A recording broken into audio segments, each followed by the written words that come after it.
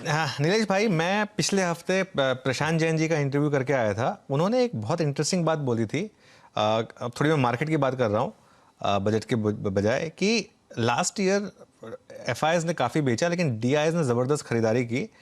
इस साल भी एफआईएस शायद बेचते रहे हैं, लेकिन इस साल शायद डोमेस्टिक इतना पैसा इक्विटी में ना लगाए, क्योंकि एक तो स्टार्टिंग पॉइंट डिफरेंट है और दूसरा लास्ट ईयर फिक्स इनकम में बिल्कुल पैसा नहीं था, इस साल फिक्स इनकम में काफ़ी पैसा है। और अगर आप जनवरी के आंकड़े देखेंगे तो ऐसा लग भी रहा है कि एफआईएस जितना बेच रहे हैं उतना शायद डोमेस्टिक से बाइंग नहीं आ रही है। ये एक रिस्क है क्या मार्केट के लिए इस साल? अनुज भाई, डोमेस्टिक निवेशक अभी काफी मैच्योर हो चुका है।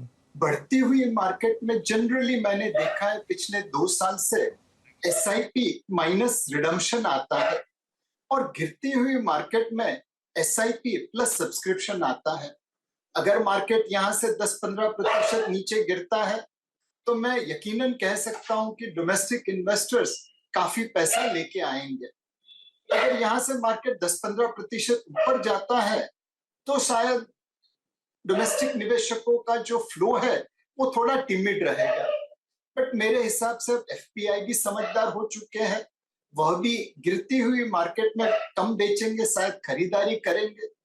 तो ये साल मेरे हिसाब से एक कश्मकश का है।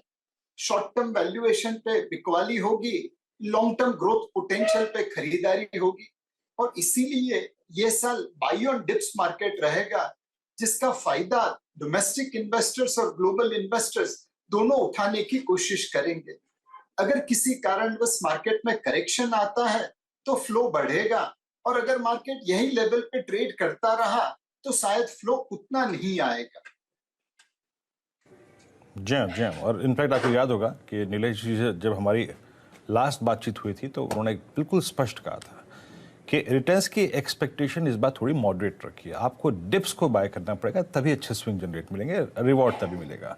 और क्योंकि डेट में पैसा आ रहा है, ब्याज दरें काफ़ी ऊपर हैं, तो अपने रिवॉर्ड पोटेंशियल्स को थोड़ा सा कम रखिए इस बार। अच्छा नीलेश जी, एक और चीज़ है, मैं अनुज ने जो प्रश्न पूछा अभी डीआईएस और एफआईएस की बाइंग को लेकर, उनकी ट्रेंड को लेकर, हमारे इनफैक्ट क्योंकि हम 2022 के अंत तक आते आते काफ़ी स्ट्रेच कर चुके थे, ग्लोबल मार्केट्स को आउट परफॉर्म किया हमने। लगभग इस एक महीने के अंतराल में एफआईएस ने 25,000 करोड़ रुपए की कैश मार्केट में सेलिंग करी है। एक comparison with rest of Asia में कुछ और मार्केट्स या फिर डायरेक्टली अगर आप देखें चाइना से किया जा रहा है, शायद उन मार्केट्स को ज़्यादा अगर आप देखें फ्रूटफुल मान रहे हैं इंस्टीट्यूशंस। क्या ये सत्य है? क्या ये हो सकता है 2023 में कि ज़्यादा पैसा उस तरफ जाए, थोड़ा हमारे यहाँ से एग्जिट हो, स्पेशली चाइना के रीओपनिंग के बाद? डेफिनेटली वीरेंद्र भाई, जो टेक्निकल पैसा है, जो शॉर्ट टर्म पैसा है, वो वैल्यूएशन के नजर से चलता है। वहां पे चाइनीज मार्केट हमसे आधे से ज्यादा सस्ती है। हम तकरीबन 20 के पीई पे ट्रेड होते हैं, वो 10 के पीई पे ट्रेड होती है। तो टेक्निकल शॉर्ट टर्म पैसा तो डेफिनेटली चाइना की तरफ जाएगा, लेकिन जो लॉन्ग टर्म पैसा है, जो लंबे समय की अवधि के लिए आता है, वह पैसा भारत की तरफ जरूर आएगा। आज चाइना में गवर्नेंस इश्यूज है, वहां की पॉलिसी प्रिडिक्टेबिलिटी भी काफी संदेह में है और अभी उन्होंने रिटालिएटरी स्टेप्स उठाए, जापानीज और कोरियन को चाइना में वीजा देने से मनाही कर दी। इससे पहले भी जब कनाडा में यूएई की सीएफओ को अरेस्ट किया गया था, तब उन्होंने 2 कैनेडियन बिजनेसमैन को उठा के जेल में डाल दिया था। तो ऐसी बहुत सारी चीजें हैं जिससे निवेशकों को चाइना की लॉन्ग टर्म ग्रोथ प्रोस्पेक्ट्स और लॉन्ग टर्म गवर्नेंस के ऊपर डाउट रहेगा। जब तक भारत अर्निंग्स ग्रोथ, गवर्नेंस और ग्रीन कमिटमेंट पे डिलीवर करता रहेगा, तब तक हम लॉन्ग टर्म फ्लोज में हिस्सा जरूर रखेंगे। मेरे हिसाब से अगर एक लाइन में इसकी समरी करनी है, शॉर्ट टर्म या टेक्निकल पैसा चाइना जाएगा, बट लॉन्ग टर्म और स्ट्रेटेजिक पैसा भारत आएगा। ये तो खैर अच्छा ही होगा अगर ऐसा हो जाए तो, क्योंकि शॉर्ट टर्म मनी तो फिर भी वो हॉट मनी होती है, काफ़ी वोलेटाइल होती है। लॉन्ग टर्म मनी टिक कर बैठती है, तो उस हिसाब से ऐसा हो जाए तो अच्छा है। थोड़ी नियर टर्म पेन भले ही हमको झेलनी पड़े, लेकिन अगर ज़्यादा स्टेबल पैसा आएगा तो वो हमारे लिए ज़्यादा अच्छा है। नीलेश भाई, एक सेक्टर जहाँ पर एक थोड़े साइन दिख रहे हैं कि शायद मार्केट अब कोशिश कर रहा है यहाँ पर बाय करने की, वो है आईटी। पिछले पूरे साल इसने एक बेयर मार्केट देखी, लेकिन अब जिस तरीके से यहाँ पर एक ट्रैक्शन बन रहा है और जिस तरीके से इसने इस साल एटलीस्ट पहले फोर्टनाइट में बैंक निफ्टी को आउट परफॉर्म किया है, आपको लग रहा है कि एज अ निवेशक अब शायद थोड़ा टाइम आ गया थोड़ा एलोकेशन आईटी पर वापस देने के लिए? सो अनुज भाई, मुझे लगता है यहाँ से 6 से 9 महीने में आईटी सेक्टर में निवेश करने का मौका बनेगा।